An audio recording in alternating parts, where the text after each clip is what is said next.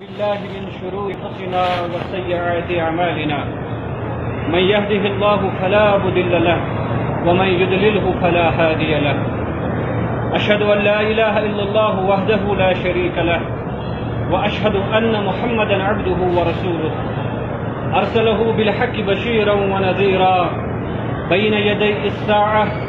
من يطع الله ورسوله فقد رشد ومن يعص الله ورسوله فقد ضل وغوى ولا يضر الله شيئا إلا نفسه أما بعد قال الله تبارك وتعالى في القرآن الكريم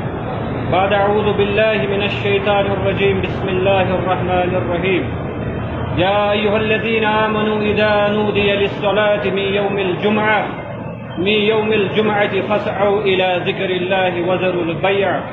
ذلكم خير لكم إن كنتم تعلمون وقال النبي صلى الله عليه وسلم إن أول ما يحاسب به العبد يوم القيامة من عمله صلاتي فإن صلحت فقد أفلح وأنجح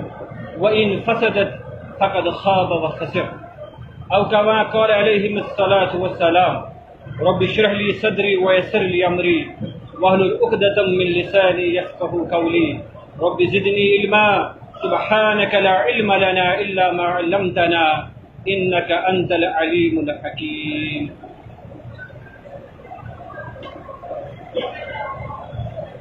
الحمد لله نحمده ونستعينه ونستغفره ونعوذ بالله من شرور أنفسنا وسيئات أعمالنا من يهده الله